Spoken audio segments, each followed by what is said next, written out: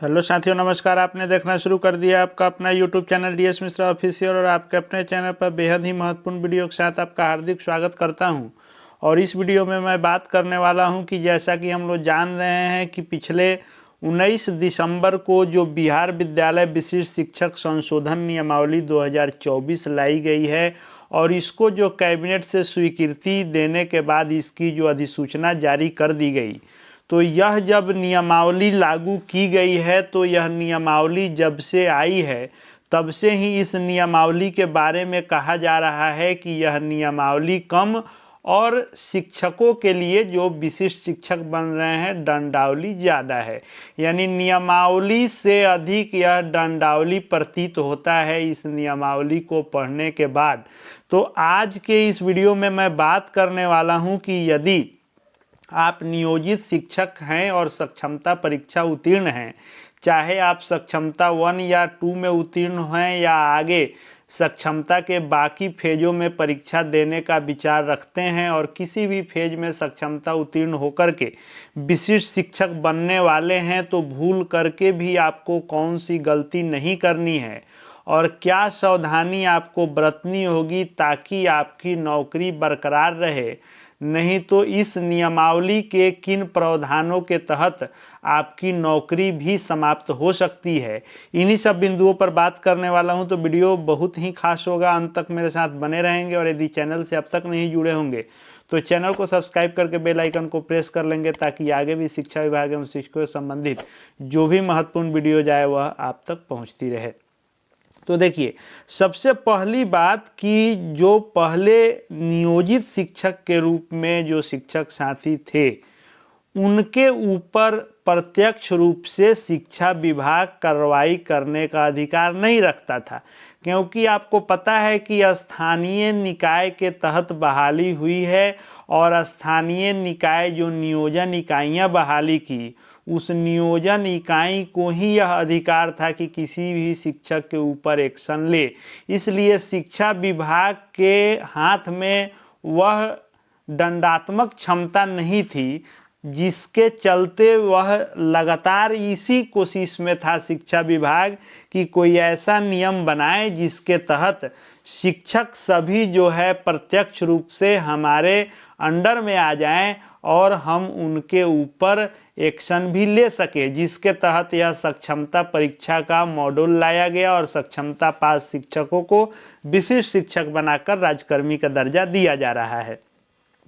अब इसमें आगे हम लोग देखेंगे तो जब इस नियमावली में आप देखेंगे तो सबसे पहला जो स्थानांतरण के संबंध में है कि स्थानांतरण की नियमावली अलग से लाई जाएगी। हालांकि जो विशेष समस्या वाले लोग किए हैं उनका तो स्थानांतरण होगा ही, लेकिन इस स्थानांतरण में आप एक चीज़ का ध्यान देंगे तो इसमें जो 10 का क जोड़ा गया है, जो उस नियमावली से अलग इसमें लाया गया है, यह उस नियमावली में भी था लेकिन इसमें विस्तृत किया गया है। तो 10 के क को जब आप देखेंगे तो इसमें प्रशासनिक दृष्टिकोण से जो स्थानांतरण का नियम लाया गया है, इसके अनुसार यदि किसी भी अनुशासनहीनता, सरकारी आदेश की अवहेलना या लगातार आप विलंब से विद्यालय आते हैं या विद्यालय में उपस्थिति दर्ज कर गायब हो जाते हैं, शैक्षणिक वातावरण को दूषित करते हैं या दूसरे शिक्षक को पठन पाठन नहीं करने हेतु उकसाते हैं या महिला शिक्षिका छात्राओं के साथ अमर्यादित व्यवहार की शिकायत मिलती है या बच्चों के अधिकतम स्तर में वांछित प्रगति नहीं होता है या पाठ टीका संधारण नहीं करने या शिक्षण कार्य हेतु सरकार के निर्देश का अनुपालन आप नहीं करते हैं और ऐसी शिकायत मिलती है या किसी भी पदाधिकारी के निरीक्षण अनुश्रवण में आपके बारे में यह लिख करके चला जाता है, तो इस आधार पर भी आपको प्रखंड या जिला से जबरन ट्रांसफ़र कर दिया जाएगा। यह तो इस नियमावली, जिसको दंडावली भी लोग कह रहे हैं, इसका एक छोटा सा रूप आपने देखा। अब और देखिए इसका बृहत रूप क्या है। अब इसमें 10 के ख को जोड़ा गया है, तो 10 के ख को जो इसमें जोड़ा गया है, जिसको आचरण संहिता का नाम दिया गया है, तो इस आचरण संहिता के अंतर्गत क्या क्या आपको पालन करने होंगे और भूल कर भी कौन सी गलती नहीं करनी होगी उनको देख लीजिए। जो भी सरकारी आदेश आएगा उसका आपको पालन करना ही है। निर्धारित पाठ्यक्रम को सुगम एवं सुलभ ढंग से पूर्ण कराना है। समय पर विद्यालय आना और निर्धारित रूटीन के अनुसार कक्षा का संचालन कराना है। शैक्षणिक वातावरण को किसी भी प्रकार से दूषित नहीं करना है। दूसरे शिक्षक को पठन पाठन करने में व्यवधान नहीं डालना है। शिक्षण कार्य से इनकार नहीं आप कर सकते हैं।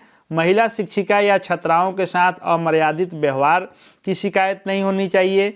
किसी दल विशेष के पक्ष में राजनीति में संलिप्त नहीं होना चाहिए। यानी जब चुनाव का समय आएगा तो आपको विशेष ध्यान रखना होगा कि किसी भी पार्टी के प्रचार प्रसार या किसी कार्यक्रम में आपको नहीं रहना होगा।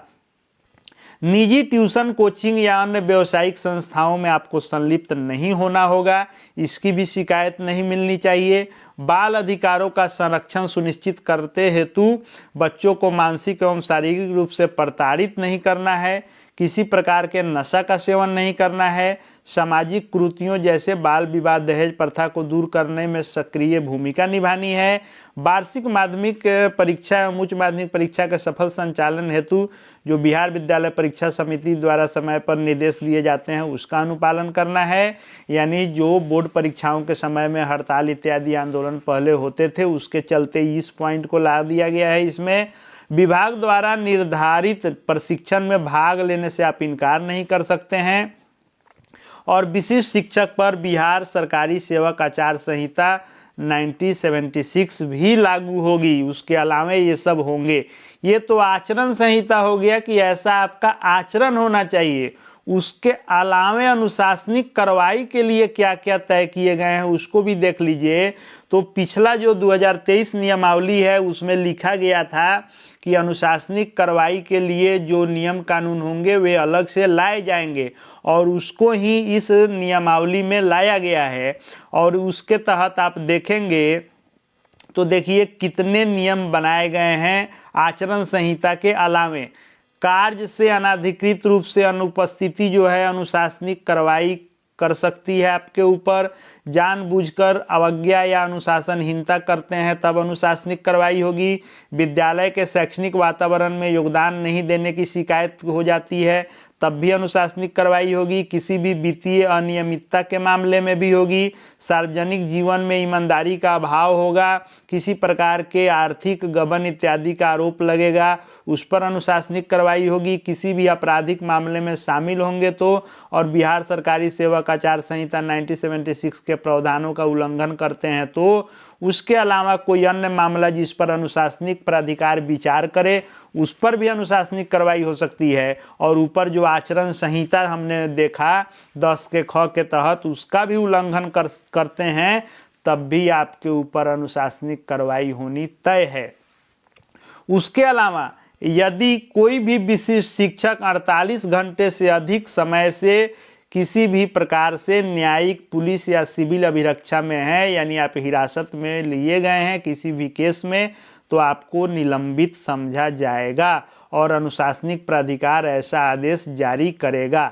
अब जो ऊपर आपने देखा लंबी लिस्ट, इसी चलते इसको कहा जा रहा है कि नियमावली कम और विशिष्ट शिक्षकों के लिए दंडावली ज़्यादा है। लेकिन यदि आपके मन में ये बात आ रही होगी कि ये तो नियम कानून रहता ही है, इससे कुछ होता जाता नहीं है, तो पहले और अब में अंतर यही है कि पहले शिक्षा विभाग आप पर प्रत्यक्ष रूप से अनुशासनिक कार्रवाई नहीं कर सकता था। इसीलिए बहुत सारी चीज़ों में चूंकि नियोजन इकाई लोकल स्तर के होते थे तो किसी भी प्रकार से वह हो जाता था।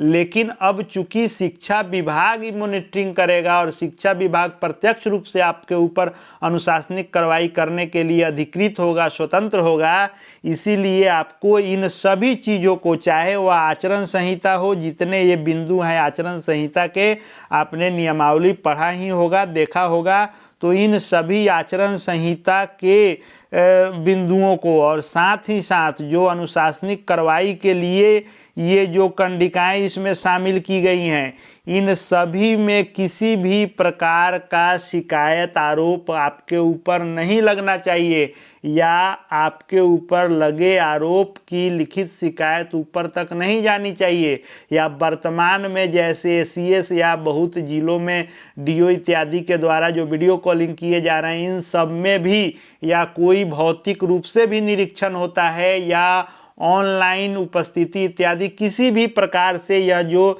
नियमावली में दंडावली तय की गई है, इसमें किसी प्रकार का यदि आपके ऊपर आरोप आता है तो आप ससमय, आपको इसमें आगे दिया गया है कि कैसे मौका दिया जाएगा, उस मिले मौके में जो स्पष्टीकरण मांगा जाएगा उसमें आपको किसी प्रकार से इन सब चीज़ों से बरी होना होगा, नहीं तो अब शिक्षा विभाग आपको नौकरी से बर्खास्त करने का, निलंबित करने का पूरा अधिकार रखता है। अब ऊपर जो इसमें दिया गया आचरण संहिता या फिर अनुशासनिक कार्रवाई के कारण, उसमें भी दो आपके लिए दंड तय किए गए हैं। एक है बृहत दंड, एक है लघु दंड। बृहत दंड के अंतर्गत यदि कोई वैसा आरोप लगता है जिसके कारण आपको बृहत दंड मिलेगा, जिसमें बर्खास्तगी हो सकती है, अनिवार्य सेवानिवृत्ति, आपको समय से पहले ही जबरदस्ती आपको रिटायरमेंट दिया जा सकता है, निचले पद पर पदोन्नति यानी डिमोशन किया जा सकता है, कम वेतनमान में आपको जो है डिमोशन किया जा सकता है, संचयी प्रभाव से वेतन वृद्धि यानी इंक्रीमेंट रोका जा सकता है, और वेतन वृद्धियों यानी कई सालों के इंक्रीमेंट को भी रोका जा सकता है। तो यह जो है बृहत दंड के तहत आपको सस्पेंड किया जा सकता है, अनिवार्य जो है सेवानिवृत्ति, डिमोशन, कम वेतनमान में डिमोशन या इंक्रीमेंट इत्यादि रोका जा सकता है। उसके अलावा लघु दंड में यदि छोटा कोई आरोप रहता है तो निंदन, निर्धारित विधि से निर्दिष्ट दिनों के लिए सक्षम प्राधिकार के समक्ष उपस्थिति दर्ज किया जाना आवश्यक, वेतन से कटौती किया जा सकता है 15 दिनों तक का, और गैर संचयी प्रभाव से वेतन वृद्धियों को रोका जा सकता है, आपके प्रमोशन को रोका जा सकता है।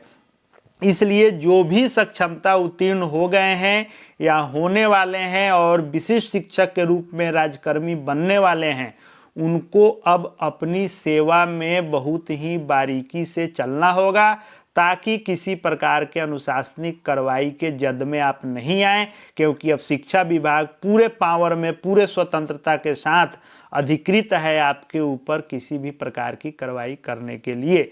लेकिन शिक्षक जो पहले से भी अपनी जिम्मेदारियों को समझते आ रहे हैं, आगे भी अपनी जिम्मेदारियों को बखूबी निभाएंगे ही। इसलिए ऐसा नहीं है कि इस नियमावली के चलते विशिष्ट शिक्षक योगदान कोई नहीं करेंगे। विशिष्ट शिक्षक के रूप में राज्यकर्मी का दर्जा सराहनीय है, और राज्यकर्मी का जो विशेष लाभ होगा वो तो मिलेगा ही, लेकिन भूल कर भी यह ऐसा नहीं सोचना है कि पहले की तरह शिक्षा विभाग अब मजबूर नहीं है, अब पूरी तरह से स्वतंत्र और अधिकृत है। अगर किसी ऐसा हो नहीं, लेकिन किसी भी शिक्षक के ऊपर बताए गए आरोपों में से कोई भी आरोप लगता है तो उनको जो समय इसमें देने की बात है कि कैसे क्या प्रोसेस है, उसके अंदर में आपको उस आरोपों से किसी भी प्रकार से मुक्त हो जाना चाहिए। आगे शिक्षा विभाग और शिक्षकों से संबंधित हर महत्वपूर्ण वीडियो देखते रहने के लिए चैनल से जुड़ जाएंगे। चैनल को सब्सक्राइब करके बेल आइकन को प्रेस कर लेंगे। साथ ही साथ हमारे Telegram channel DS Mishra official से भी जुड़ जाएंगे, वहाँ हर अपडेट आपको मिलते रहेंगे। इस वीडियो को देखने के लिए आपका बहुत बहुत धन्यवाद।